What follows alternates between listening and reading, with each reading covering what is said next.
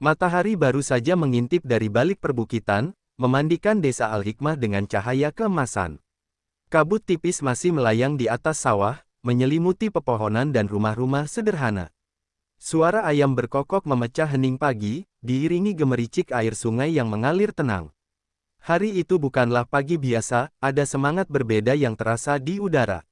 Penduduk desa sibuk mempersiapkan diri untuk pengajian akbar yang akan dipimpin oleh Gus Ikdam, seorang ulama muda yang dikenal karena kelembutan hati dan ilmu agamanya yang mendalam. Di masjid besar di tengah desa, para pemuda terlihat memasang lampu hias, sementara ibu-ibu memasak di dapur umum. Aroma nasi liwet, sayur lodeh, dan gorengan menyeruak, mengisi udara dengan kehangatan.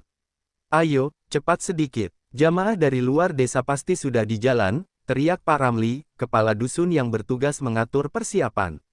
Di sudut halaman masjid, seorang anak kecil bernama Afi bermain dengan temannya. Ia menggambar di tanah dengan ranting kayu, mencoret-coret lingkaran yang katanya adalah lambang masjid. Suasana terasa damai, seperti tidak ada hal buruk yang mungkin terjadi. Namun, di tengah kegembiraan itu, ada sesuatu yang tak biasa. Di pinggir jalan menuju masjid, seorang pria muda dengan pakaian lusuh berdiri sendirian. Tatapannya kosong, seperti tengah memikirkan sesuatu yang berat. Ia membawa sebuah tas besar di punggungnya, yang membuat beberapa orang meliriknya dengan heran. "Siapa dia? Aku belum pernah melihat wajahnya," bisik Bu Siti kepada tetangganya. "Entahlah, mungkin jamaah dari jauh," jawab tetangganya sambil mengangkat bahu. Sementara itu, di dalam rumahnya, Gus Ikdam tengah bersiap. Dengan mengenakan jubah putih dan sorban hijau, ia duduk di ruang tamu yang penuh buku dan kitab-kitab kuno. Matanya menatap sejenak ke jendela, melihat kerumunan jamaah yang mulai berdatangan. Ada senyum kecil yang terbit di wajahnya, tetapi ada pula rasa was-was yang tak ia pahami. "Ya Allah, berkahilah acara ini. Jauhkan kami dari fitnah dan keburukan," doanya lirih. Di luar, suasana semakin ramai. Jamaah dari desa-desa sekitar berdatangan dengan kendaraan roda 2, truk bak terbuka, bahkan berjalan kaki. Wajah-wajah penuh harapan dan kerinduan kepada ilmu agama memenuhi halaman masjid. Mereka membawa sajadah, kitab suci, dan bekal makanan, siap mengikuti pengajian hingga malam tiba. Namun, di tengah kegembiraan itu, pria muda tadi masih berdiri di pinggir jalan. Sesekali ia merogoh tasnya, memeriksa sesuatu dengan gelisah. Tidak ada yang tahu siapa dia, dan tidak ada yang bertanya. Wajahnya terus menyimpan misteri, seolah ia sedang memikul beban yang tak tertahankan. "Bismillah," gumamnya pelan, sebelum melangkah menuju kerumunan. Fajar di desa Al-Hikmah pagi itu tampak indah.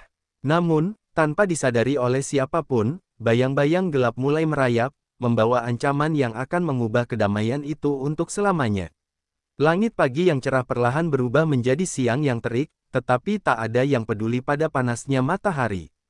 Jamaah terus berdatangan hingga memenuhi halaman masjid dan jalan-jalan sekitarnya.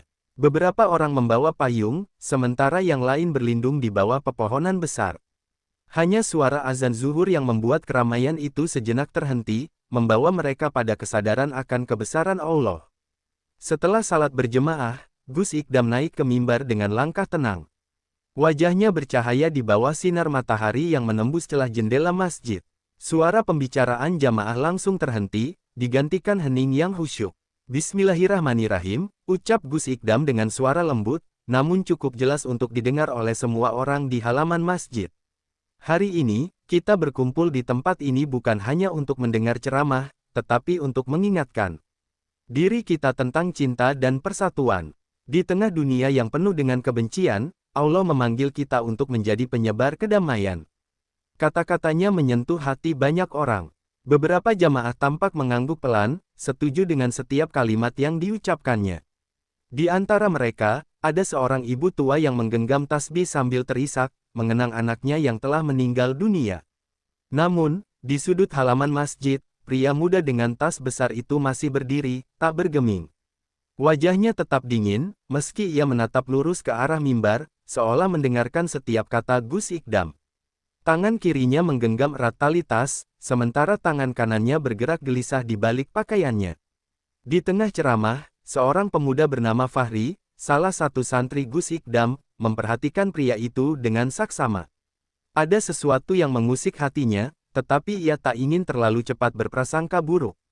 Siapa orang itu? Bisiknya kepada rekannya, Raffi, yang duduk di sampingnya. Entahlah, mungkin tamu dari luar desa, jawab Raffi dengan nada santai. Namun, kegelisahan Fahri tak berkurang. Ia merasa ada yang janggal, terlebih ketika pria itu mulai melangkah pelan ke tengah kerumunan, semakin dekat ke arah masjid. Di atas mimbar, Gus Ikdam melanjutkan ceramahnya. Suaranya kini sedikit bergetar, seperti sedang melawan perasaan tak nyaman yang tiba-tiba menyelinap ke dalam hatinya.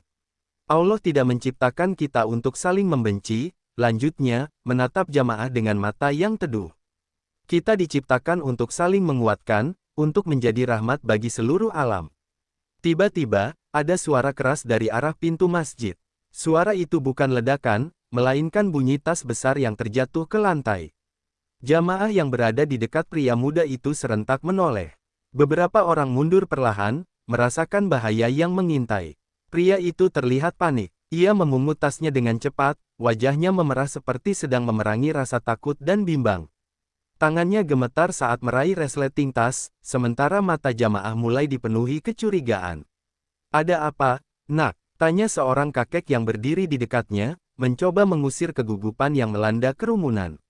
Pria itu tak menjawab. Sebaliknya, ia memeluk tasnya erat-erat dan mulai melangkah lebih cepat, menuju ke barisan depan.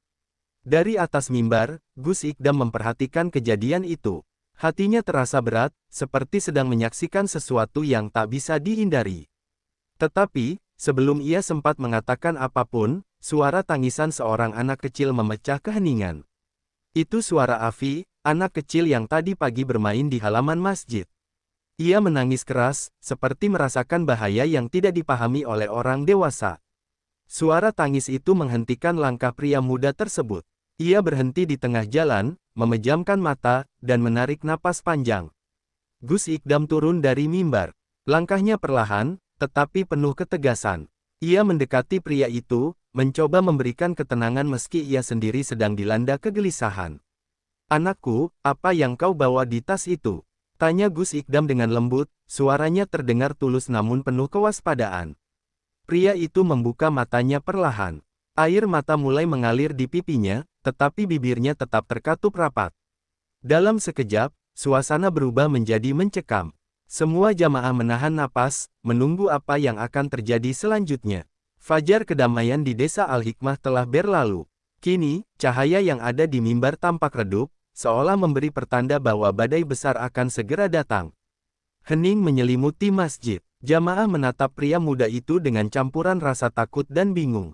Suara lirih tangis anak-anak terdengar dari beberapa sudut, tetapi selain itu, hanya detak jantung mereka yang terasa memekakkan telinga. Gus Ikdam berdiri tepat di hadapan pria itu, wajahnya tenang. Meski hatinya waspada, pria itu masih memeluk tasnya erat-erat. Air mata terus mengalir, membasahi wajahnya yang kusut. Jemarinya gemetar, seakan sedang memutuskan sesuatu yang berat.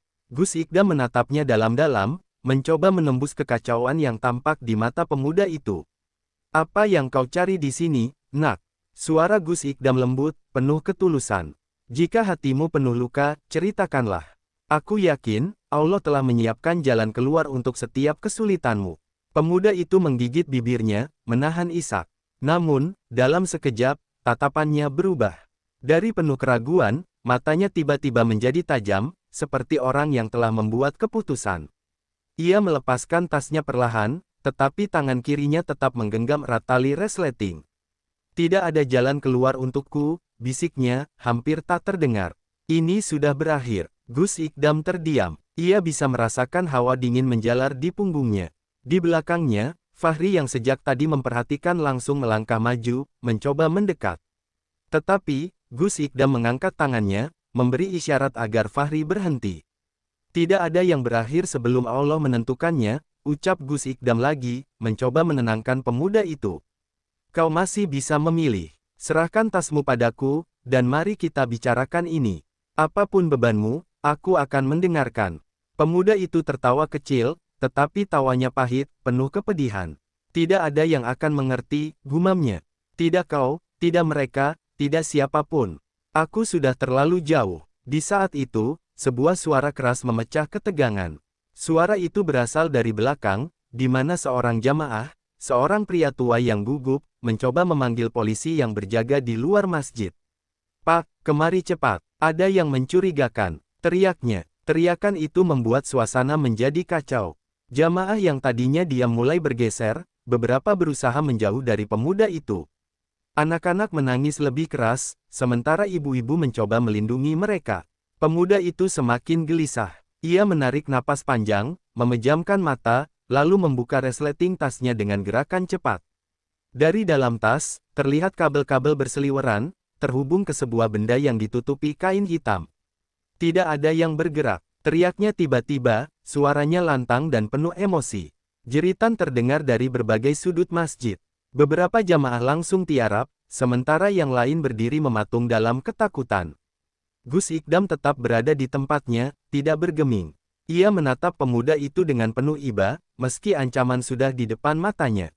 "Anakku," ucap Gus Ikdam pelan, suaranya tetap lembut meski situasinya mencekam. "Apapun yang kau rencanakan, itu bukanlah jawaban. Hidupmu masih bisa diperbaiki. Jangan biarkan kebencian menguasai hatimu." Pemuda itu menatapnya dengan pandangan kosong. "Apa yang kau tahu tentang hidupku?" tanyanya dengan nada getir. "Aku tidak punya apa-apa lagi.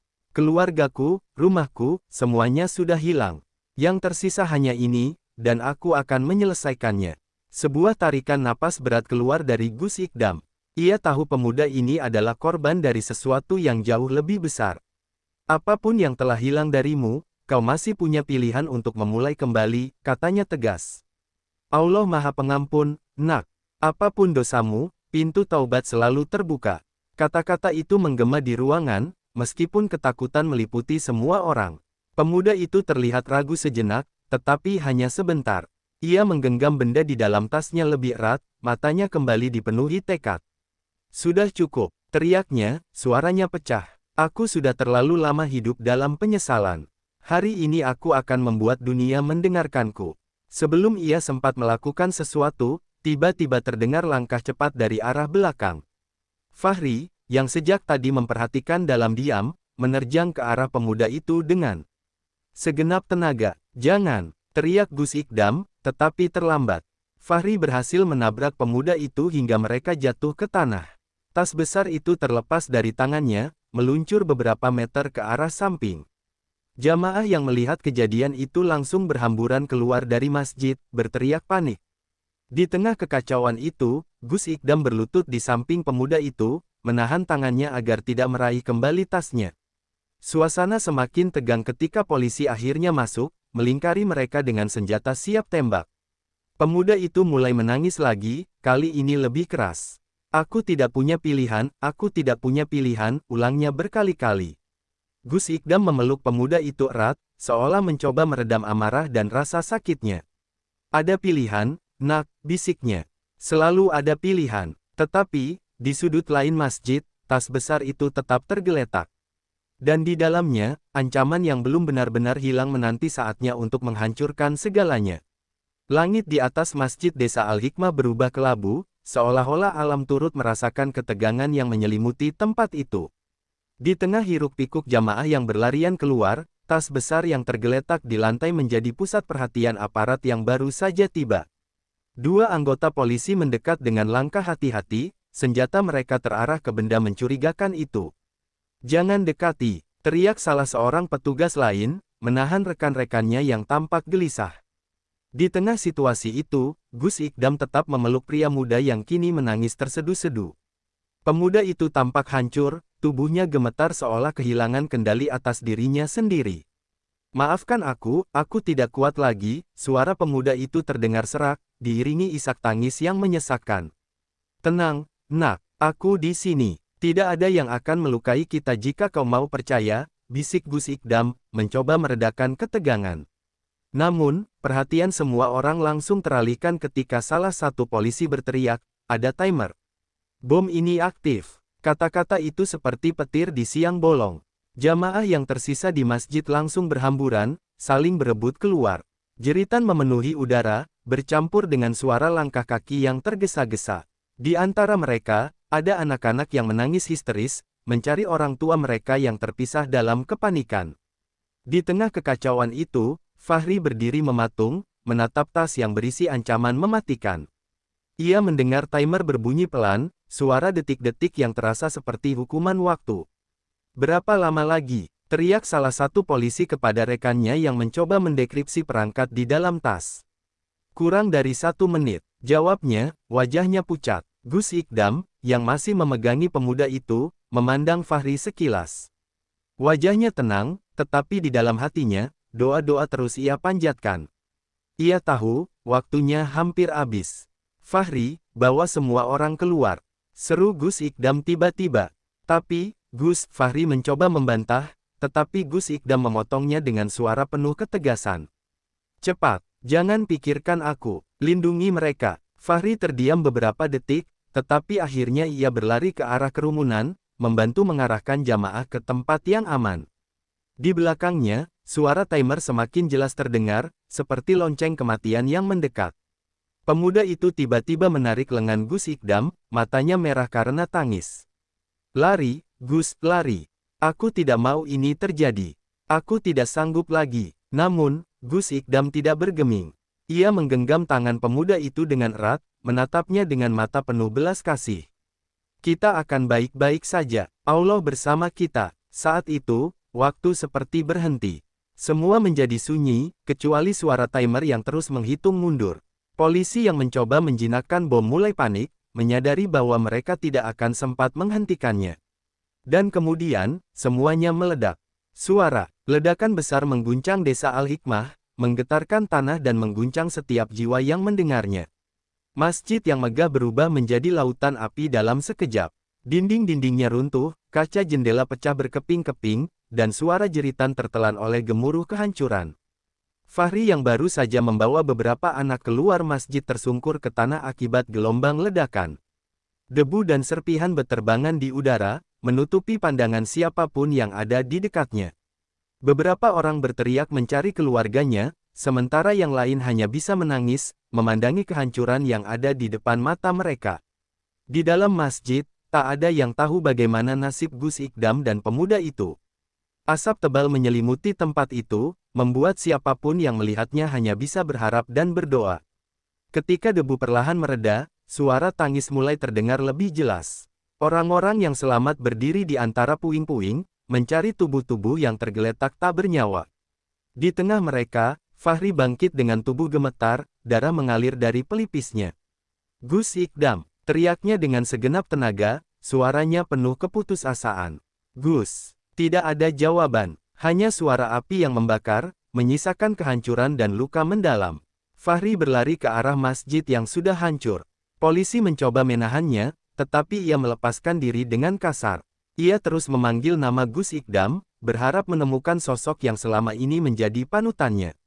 Di tengah puing-puing yang membara, Fahri akhirnya melihat sesuatu. Jubah putih yang robek, tertutup darah dan debu, tergeletak di dekat mimbar yang telah hancur. Di sebelahnya, tubuh seorang pemuda muda, tak bergerak, dengan wajah penuh penyesalan yang beku selamanya.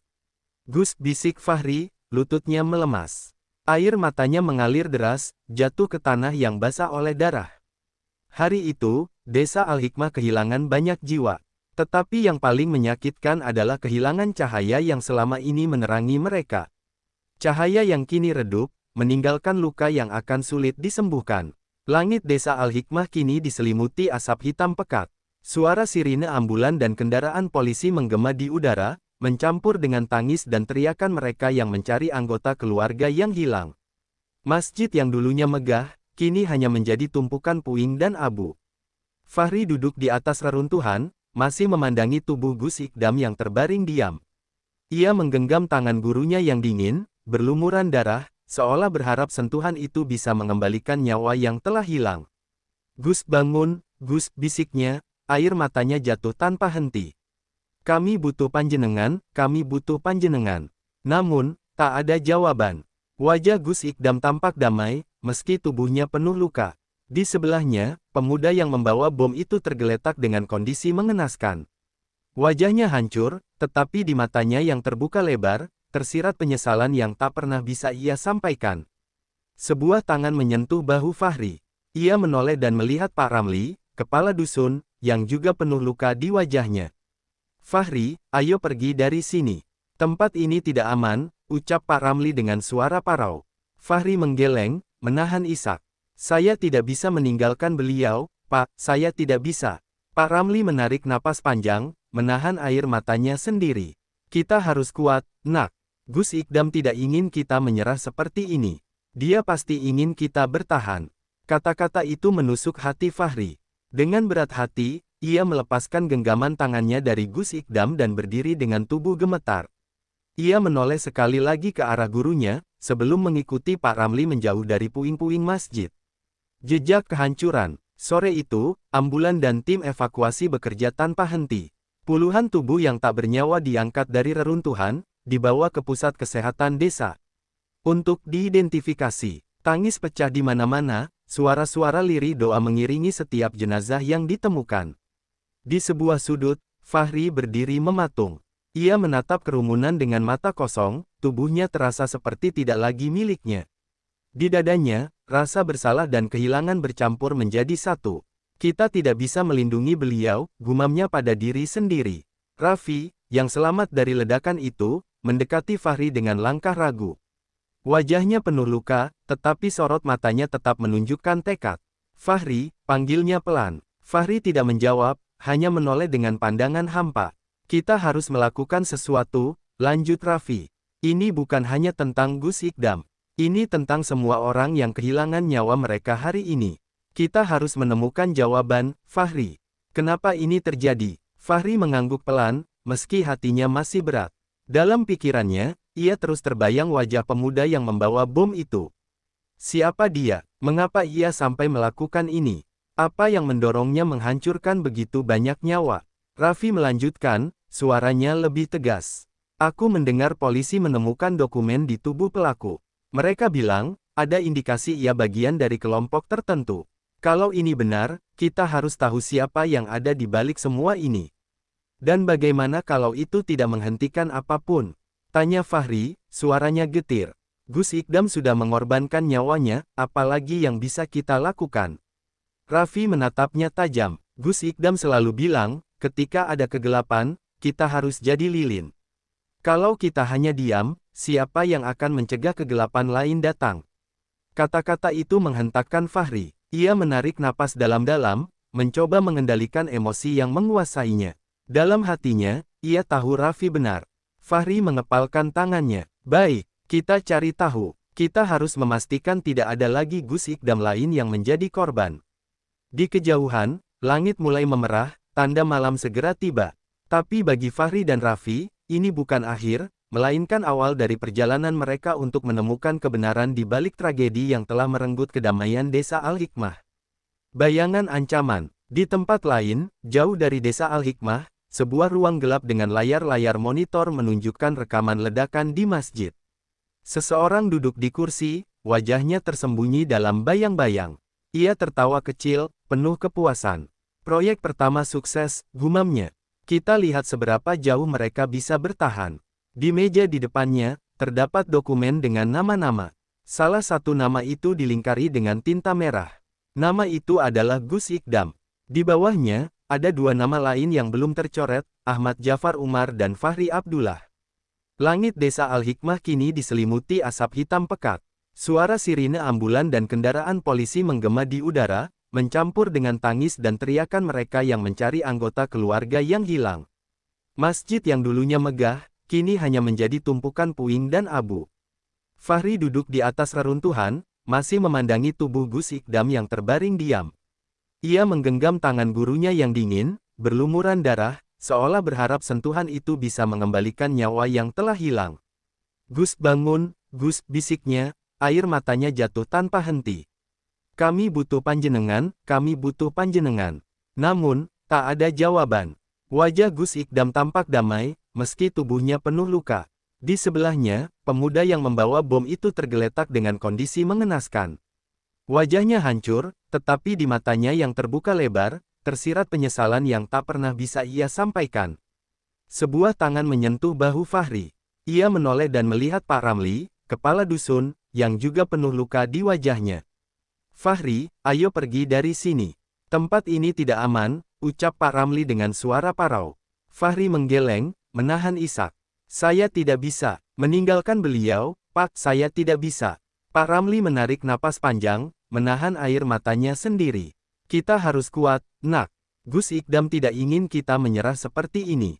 Dia pasti ingin kita bertahan. Kata-kata itu menusuk hati Fahri. Dengan berat hati, ia melepaskan genggaman tangannya dari Gus Ikdam dan berdiri dengan tubuh gemetar. Ia menoleh sekali lagi ke arah gurunya, sebelum mengikuti Pak Ramli menjauh dari puing-puing masjid. Jejak kehancuran. Sore itu, ambulan dan tim evakuasi bekerja tanpa henti. Puluhan tubuh yang tak bernyawa diangkat dari reruntuhan, dibawa ke pusat kesehatan desa untuk diidentifikasi. Tangis pecah di mana-mana, suara-suara lirih doa mengiringi setiap jenazah yang ditemukan. Di sebuah sudut, Fahri berdiri mematung. Ia menatap kerumunan dengan mata kosong, tubuhnya terasa seperti tidak lagi miliknya.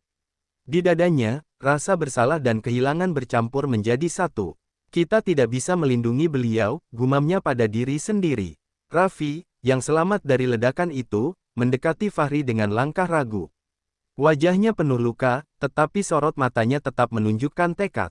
Fahri, panggilnya pelan. Fahri tidak menjawab, hanya menoleh dengan pandangan hampa. Kita harus melakukan sesuatu, lanjut Raffi. Ini bukan hanya tentang Gus Ikdam. Ini tentang semua orang yang kehilangan nyawa mereka hari ini. Kita harus menemukan jawaban, Fahri. Kenapa ini terjadi? Fahri mengangguk pelan, meski hatinya masih berat. Dalam pikirannya, ia terus terbayang wajah pemuda yang membawa bom itu. Siapa dia? Mengapa ia sampai melakukan ini? Apa yang mendorongnya menghancurkan begitu banyak nyawa? Raffi melanjutkan, suaranya lebih tegas. Aku mendengar polisi menemukan dokumen di tubuh pelaku. Mereka bilang, ada indikasi ia bagian dari kelompok tertentu. Kalau ini benar, kita harus tahu siapa yang ada di balik semua ini.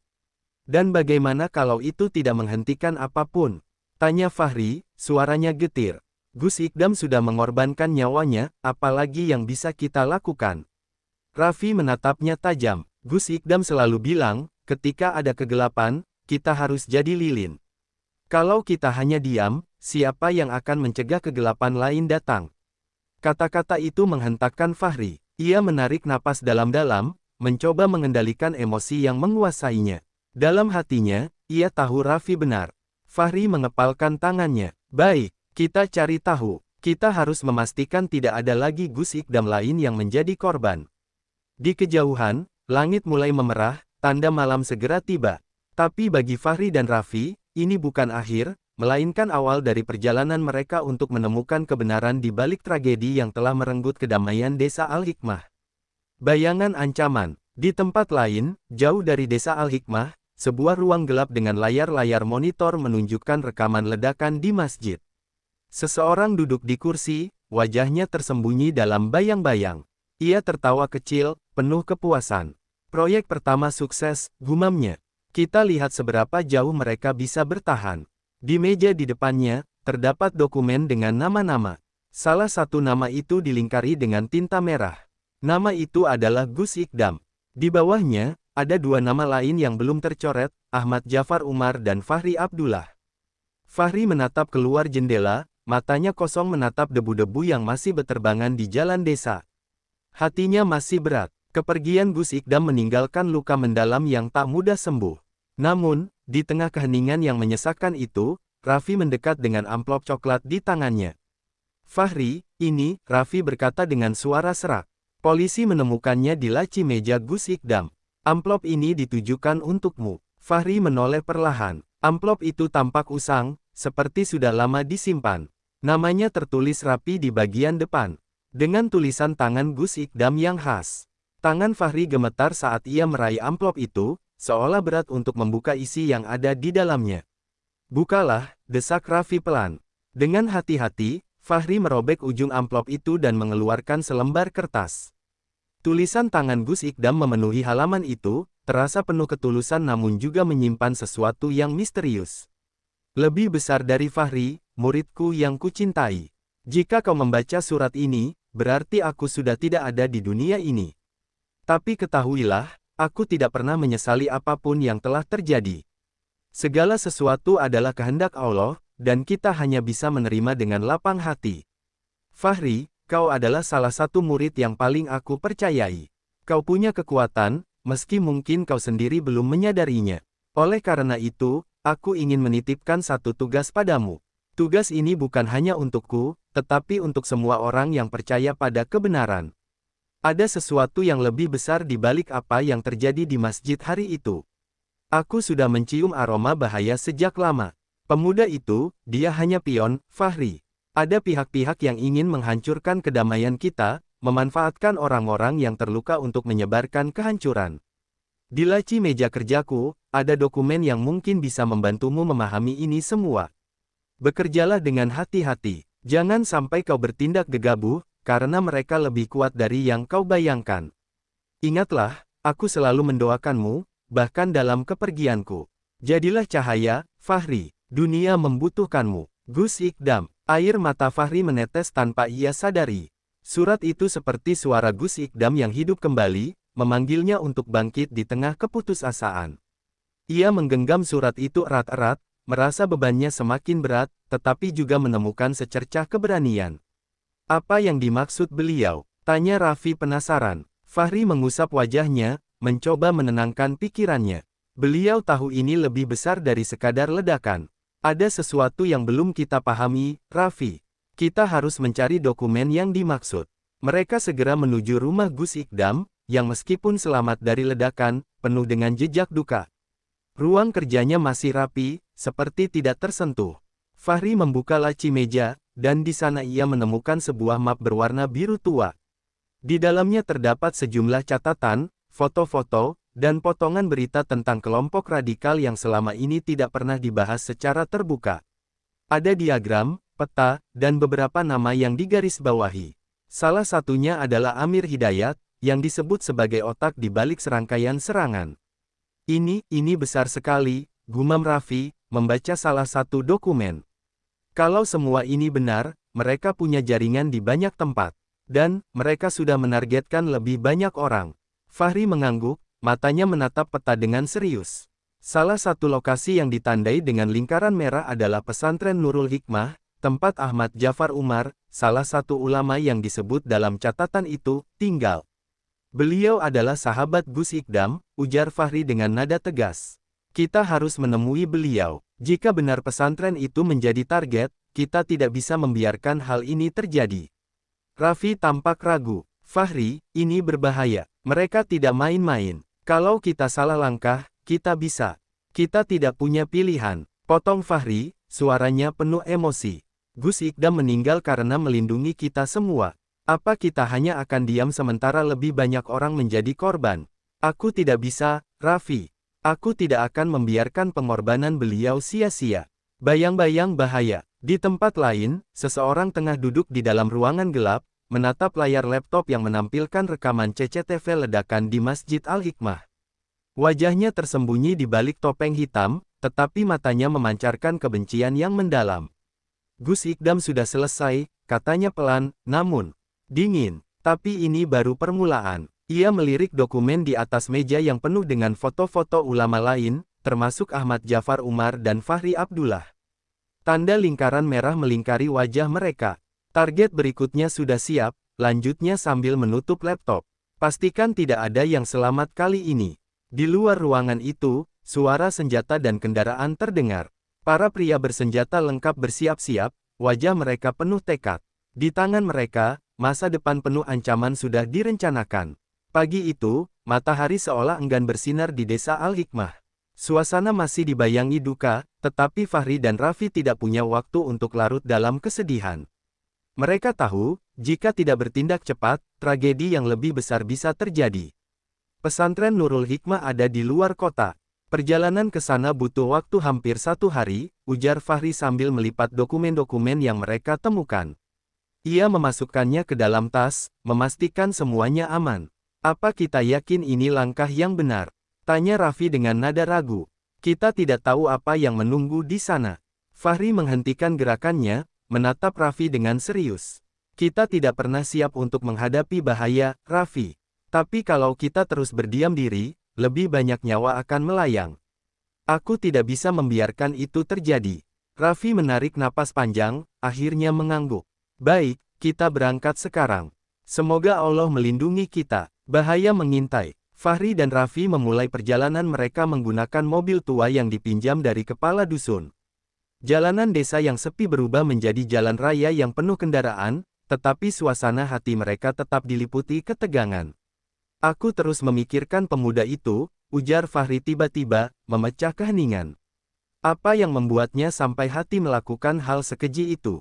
Apa ia benar-benar paham apa yang ia lakukan? Raffi, yang sedang memegang peta, menghela napas. Mungkin dia hanya korban manipulasi. Orang-orang seperti itu biasanya dipengaruhi oleh pemimpin mereka, dibutakan oleh janji-janji palsu. Fahri mengangguk pelan. Kalau begitu, kita harus menghentikan pemimpin itu. Kalau tidak, akan ada lebih banyak pemuda yang bernasib sama. Namun, pembicaraan mereka terhenti ketika sebuah mobil hitam melaju dengan kecepatan tinggi dan tiba-tiba memepet kendaraan mereka dari sisi kiri. Raffi menoleh, matanya membelalak. Fahri, mobil itu mengincar kita. Teriaknya. Belum sempat Fahri merespons, mobil hitam itu menabrak sisi kendaraan mereka dengan keras, membuat mobil mereka oleng ke kanan. Suara ban berdecit memenuhi udara saat Fahri mencoba mengendalikan setir. Apa mereka dari kelompok itu? Tanya Fahri dengan suara tegang. Tidak mungkin kebetulan, mereka pasti tahu kita membawa dokumen ini. Jawab Raffi sambil memegang erat dashboard. Mobil hitam itu kembali mendekat, kali ini dari sisi kanan. Seorang pria dengan wajah tertutup mengarahkan senjata dari jendela, menembakkan peluru yang menghantam kaca belakang mobil Fahri. Duduk rendah. Perintah Fahri, menginjak pedal gas lebih dalam untuk mempercepat laju mobil mereka. Peluru terus menghujani mobil mereka, tetapi Fahri berhasil mengambil jalan kecil yang menurun curam, membuat mobil hitam itu kesulitan mengikuti. Jalan itu penuh lubang dan bebatuan, tetapi Fahri tidak berhenti.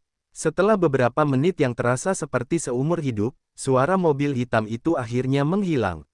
Fahri dan Raffi berhenti di tepi jalan, napas mereka terengah-engah. Ini bukan lagi perjalanan biasa, kata Fahri dengan suara rendah. Mereka tahu kita, Raffi. Kita harus lebih berhati-hati. Raffi hanya mengangguk, masih mencoba menenangkan dirinya. Kedatangan yang tak diinginkan. Sore menjelang ketika mereka akhirnya tiba di pesantren Nurul Hikmah. Pesantren itu dikelilingi sawah hijau dan bangunan-bangunan sederhana yang tampak damai dari kejauhan. Namun, ada sesuatu yang terasa ganjil. Kenapa sepi sekali? Gumam Fahri sambil melangkah keluar dari mobil. Biasanya, pesantren sebesar ini penuh dengan aktivitas. Namun, sore itu, hanya beberapa santri yang terlihat mondar-mandir dengan wajah tegang. Fahri dan Raffi dihampiri oleh seorang santri muda. Apa kalian Fahri dan Raffi? Tanya santri itu dengan nada terburu-buru. Ya, benar. Kami datang untuk bertemu Kiai Ahmad Jafar Umar, jawab Fahri. Santri itu tampak lega, tetapi raut wajahnya tetap cemas. Kiai sudah menunggu. Cepat ke ruang utama. Beliau ingin berbicara sebelum malam tiba. Tanpa banyak bertanya, mereka mengikuti santri itu ke dalam pesantren. Di ruang utama, Kiai Ahmad Jafar Umar berdiri dengan sorot mata yang penuh kekhawatiran. Usianya yang lanjut tidak mengurangi aura wibawanya. Fahri, aku tahu kau akan datang, katanya sebelum Fahri sempat berbicara. Aku tahu Gus Ikdam mempercayaimu. Fahri dan Raffi terdiam, memberi hormat dengan penuh takzim. Kiai, kami membawa dokumen dari Gus Ikdam. Beliau meninggalkan ini sebelum, suara Fahri terhenti, tersendat oleh emosi yang membuncah. Kiai Ahmad mengangguk pelan, memintanya duduk. Aku sudah mendengar apa yang terjadi. Kehilangan Gus Ikdam adalah pukulan besar bagi kita semua, tetapi kita tidak bisa berhenti.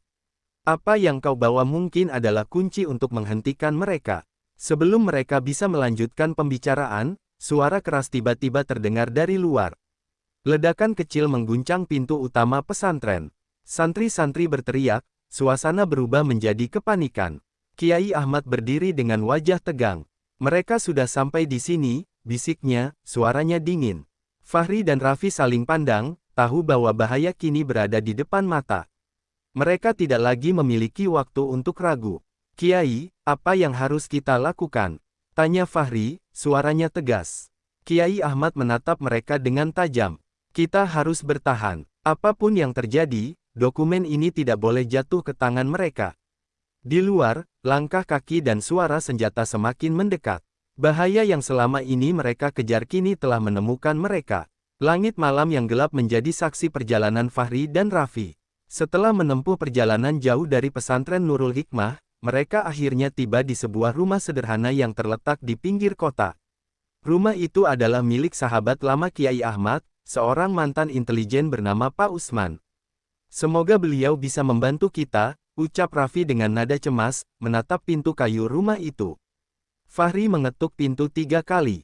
Tak lama, seorang pria parubaya dengan rambut yang mulai memutih membuka pintu. Matanya tajam, penuh kewaspadaan.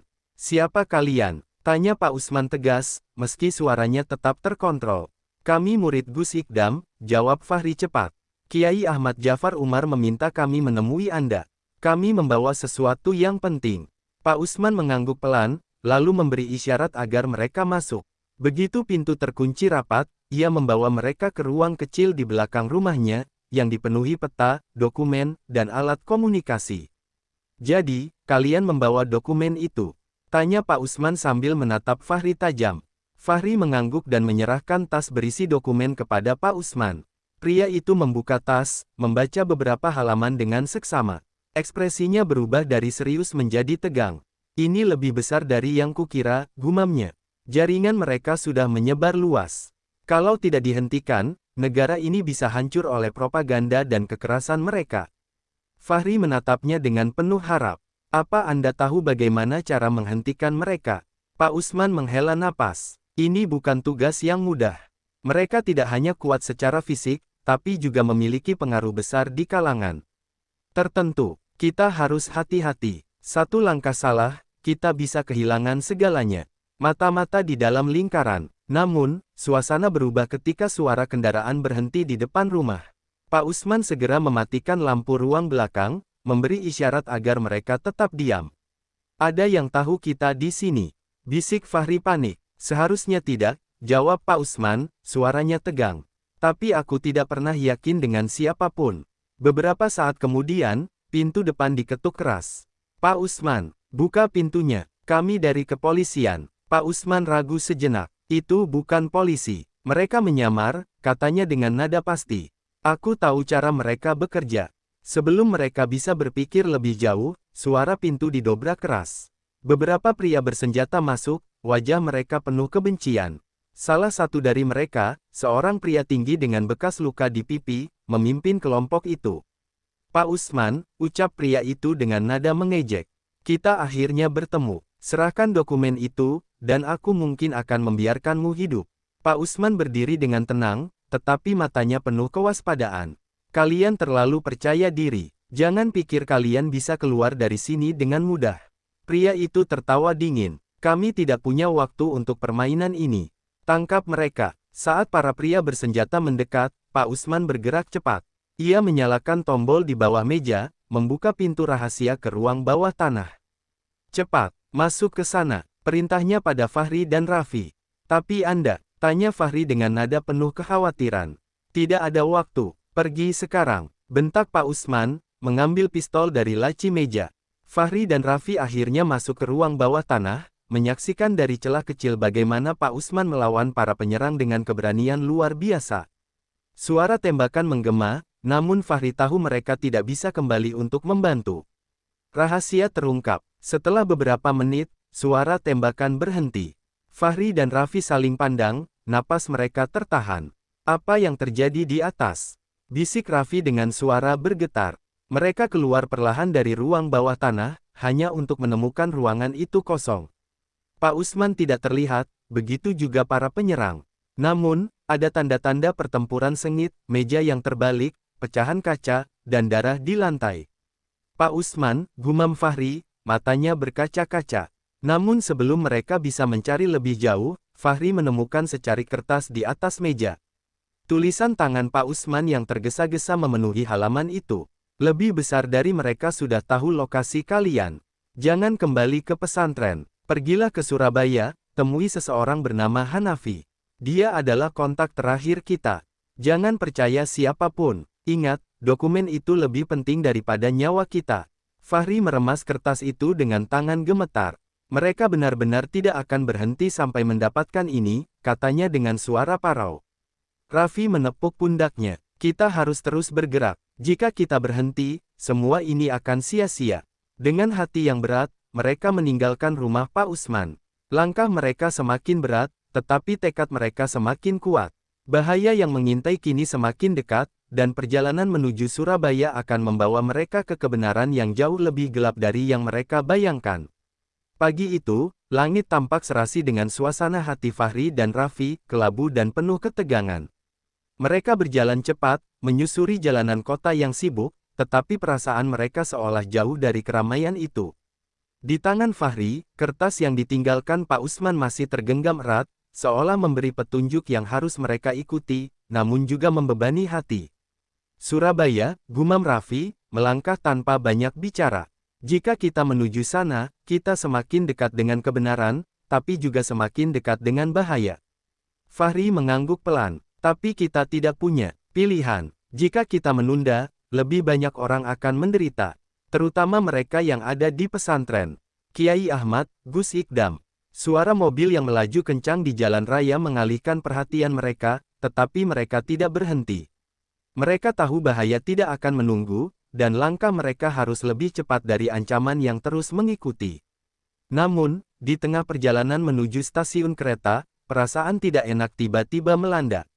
Sebuah mobil hitam yang sama dengan yang pernah mereka lihat di dekat pesantren tadi melintas tepat di depan mereka.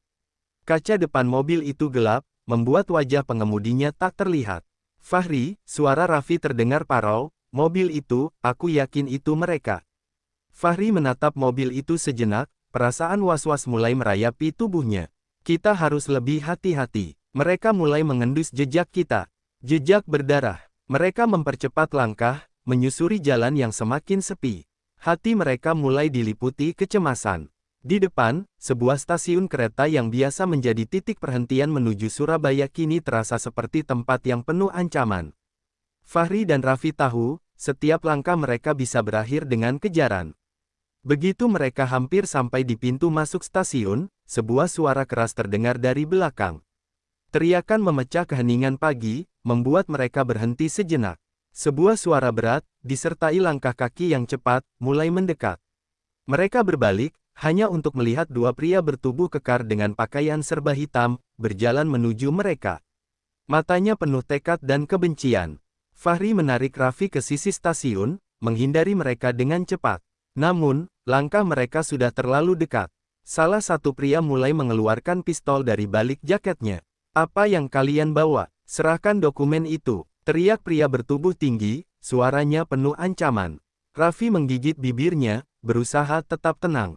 Kalian tidak akan pernah mendapatkan apa yang kalian cari, jawabnya, suara seraknya hampir tenggelam dalam ketegangan itu. Tiba-tiba, suara tembakan meledak di udara, membuat suasana semakin panas. Bukan tembakan dari pihak mereka, melainkan tembakan yang datang dari arah yang tak terduga. Seseorang, dengan langkah pasti dan tenang, muncul di belakang pria-pria itu. Apa yang terjadi di sini? Suara itu terdengar tegas namun tetap dingin, membuat pria-pria itu menoleh ke belakang. Sosok yang baru saja muncul itu adalah seorang wanita. Wajahnya pucat, dengan mata yang tajam seperti elang. Ia mengenakan pakaian hitam dan jaket kulit, memegang senapan otomatis dengan keahlian yang jelas terlihat. Pria bertubuh kekar yang tadi mengancam mereka menatap wanita itu dengan tatapan bingung. Siapa kamu? Ini bukan urusanmu. Wanita itu tersenyum dingin. Urusan kalian kini adalah urusanku, jawabnya, lalu tanpa memberi kesempatan lebih lanjut, ia menembak di udara, memperingatkan mereka untuk mundur. Pria-pria itu terdiam sejenak, sebelum akhirnya mundur perlahan, melihat bahwa mereka tidak akan menang tanpa perlawanan. Mereka berbalik dan berjalan menuju mobil yang masih terparkir di ujung jalan.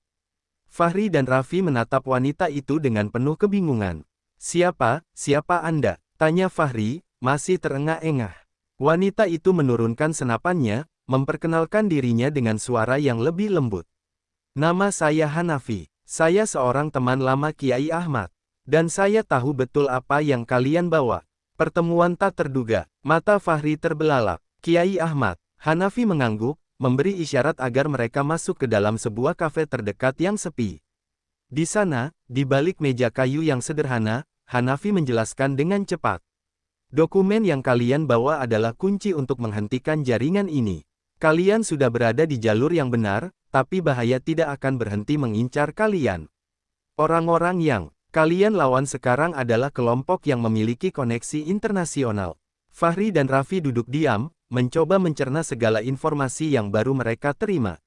Jadi mereka benar-benar ingin menggulingkan sistem ini? Tanya Raffi, suara rendah namun penuh keyakinan. Hanafi mengangguk pelan. Lebih dari itu, mereka ingin memulai perang, membangun kekuatan baru dari dalam. Dan dokumen yang kalian pegang adalah bukti yang bisa mengungkap semua ini. Kalian harus segera ke Surabaya, bertemu dengan seorang ahli yang bisa membantu kalian memecahkan kode di dalamnya. Fahri merasa seluruh tubuhnya mulai lemas. Tapi mereka akan terus mengejar kita. Mereka tahu kita akan ke sana. Hanafi menatapnya dengan mata yang penuh tekad. Itu sebabnya kalian harus bergerak cepat. Aku akan membantu kalian mencapai tempat yang aman. Tetapi ingat, meski kalian berhasil sampai ke Surabaya, ujian sesungguhnya baru dimulai. Fahri dan Raffi saling pandang. Kegelisahan tetap menyelimuti, tetapi kini mereka merasa ada sedikit harapan. Hanafi, meski misterius, memberikan mereka sesuatu yang sudah lama hilang, kepercayaan. Tapi di luar sana, bayang-bayang ancaman semakin dekat, dan waktu semakin terbatas. Mereka tahu bahwa perjalanan ini, yang telah mengorbankan begitu banyak, baru saja dimulai. Pagi yang sunyi menyambut langkah mereka saat Hanafi membawa Fahri dan Raffi keluar dari kafe yang sepi, menuju sebuah mobil yang terparkir di sudut jalan. Jalanan di sekitar mereka tampak biasa saja, tetapi di balik ketenangan itu, ancaman yang tak tampak bersembunyi di setiap sudut. Hanafi menyetir dengan kecepatan tinggi, mata selalu waspada, sesekali menoleh ke belakang untuk memastikan tidak ada yang mengikuti. Kalian harus siap, ucapnya dengan suara tenang, meskipun ketegangan tampak jelas di wajahnya. Pencarian ini bukan hanya tentang mendapatkan dokumen. Ini tentang bertahan hidup. Fahri dan Raffi hanya mengangguk, perasaan berat mengombang-ambing di dada mereka. Setiap detik terasa seperti waktu yang sangat terbatas. Jalanan mulai berubah menjadi lebih sepi. Kota yang ramai beberapa jam sebelumnya kini berganti dengan pemandangan pedesaan yang sepi. Hanafi menurunkan kecepatan mobil, namun ketegangan masih terasa di udara. Surabaya tidak akan jauh lagi, katanya sambil menatap layar GPS yang menunjukkan perjalanan mereka yang semakin mendekati tujuan. Tiba-tiba, suara raungan mesin dari belakang mengganggu ketenangan itu. Fahri menoleh, matanya terbelalak. Sebuah mobil besar melaju kencang, mengejar mereka dengan kecepatan yang mengancam. Mereka ada di belakang, teriak Fahri, jantungnya berdebar kencang. Hanafi memandang ke cermin belakang, wajahnya tidak berubah, meskipun jelas ada ketegangan yang menekan. Kami tak akan bisa lolos dengan cara biasa, jawabnya singkat. Ia membelokkan mobil ke jalanan sempit di sebelah kiri, mempercepat laju untuk menghindari pengejaran. Namun, mobil yang mengejar mereka tidak mundur begitu saja. Teriakan yang mengerikan terdengar dari belakang, suara tembakan yang nyaring menghancurkan ketenangan pagi. Dunia ini terlalu kejam untuk orang yang lemah, Hanafi bergumam. Tetap ikuti aku, kalian berdua harus percaya padaku. Tantangan di tengah kejaran. Dengan cekatan, Hanafi melesatkan mobilnya ke jalan berliku yang semakin sempit, berusaha untuk menembus ketatnya belokan dan jalanan berbatu yang hampir tidak bisa dilalui mobil biasa. Mobil pengejar tetap di belakang, tak bergeming, semakin mendekat, meskipun ada rintangan yang mereka hadapi. Cepat, lebih cepat, teriak Raffi, suaranya sudah hampir putus asa. Hanafi hanya menatap mereka sejenak, kemudian kembali fokus pada jalan. Kalian harus bertahan sedikit lebih lama. Di depan ada jalan pintas yang akan mengarah ke Surabaya. Jika kita bisa sampai sana, kita bisa selamat. Namun saat mereka hampir mencapai belokan besar di depan, mobil pengejar menambah kecepatan, dan dalam sekejap, suara ledakan keras mengguncang udara. Sebuah tembakan langsung mengenai ban belakang mobil Hanafi, membuat kendaraan itu oleng. Tidak, teriak Fahri, tangannya otomatis menekan kursi di depannya. Mobil Hanafi terguling beberapa kali sebelum akhirnya berhenti dengan posisi terbalik, berdebam keras di jalanan. Kepalanya berputar, namun suara derap langkah kaki dan teriakan para pengejar semakin mendekat. Raffi segera membuka pintu mobil yang terbalik, berusaha mengangkat tubuhnya yang terasa kaku. Fahri juga merangkak keluar, mencoba menjaga keseimbangan tubuh yang terguncang hebat. Mereka akan datang, teriak Raffi, terlihat panik. Namun, sebelum mereka bisa berlari lebih jauh, suara langkah kaki pria-pria bersenjata sudah semakin jelas terdengar. Mereka berdua bersembunyi di balik mobil yang terguling, hati mereka berdebar-debar. Di antara teriakan-teriakan itu, Hanafi terlihat bangkit, meskipun tubuhnya terhuyung. Dengan gerakan cepat, ia menarik senapan dari dalam mobil dan berdiri di belakangnya, siap untuk melawan. Apa yang kalian inginkan? Kami tidak akan menyerah begitu saja, teriak Hanafi dengan suara yang menggema, menantang para pengejar. Namun, salah satu pria bertubuh kekar itu tertawa dengan mengejek. Kalian sudah kalah sejak awal. Tak ada yang bisa menghindar dari kami. Pertarungan hidup dan mati. Ledakan pertama datang begitu cepat, namun bukan dari tembakan. Sebuah bom kecil meledak di dekat posisi mereka, menghancurkan jalan di sekitarnya dan membuat debu berterbangan. Fahri dan Raffi tertutup asap, hampir tidak bisa melihat. Namun, mereka tahu, mereka harus bergerak atau semuanya akan berakhir. Fahri, Raffi, ikut aku, seru Hanafi dengan suara tegas. Fahri dan Raffi bergerak cepat, berlari menyusuri jalanan yang penuh debu. Mereka bisa merasakan ledakan-ledakan kecil yang terus mengguncang tanah, dan suara tembakan yang menggema di telinga mereka. Tetapi mereka tahu, mereka tidak bisa berhenti. Melalui lorong-lorong sempit dan bayang-bayang yang semakin gelap, Hanafi membawa mereka melewati jalan-jalan yang tak terduga. Suara langkah pengejar semakin jauh, namun ketegangan masih tetap terasa. Setelah berlari beberapa kilometer, mereka akhirnya sampai di sebuah rumah sederhana yang tersembunyi di antara pepohonan lebat. Hanafi menghela napas panjang. Kita akan aman di sini untuk sementara waktu. Namun Fahri dan Raffi tahu, meskipun mereka berhasil meloloskan diri dari pengejaran, mereka hanya memiliki sedikit waktu untuk mempersiapkan langkah berikutnya. Sebuah kekuatan besar kini mengintai mereka, dan perjalanan ke Surabaya yang penuh bahaya sudah menanti. Mereka tahu, mereka belum sampai di akhir perjalanan. Sebuah ujian yang lebih berat lagi menanti di depan. Dan mereka harus siap, apapun yang terjadi.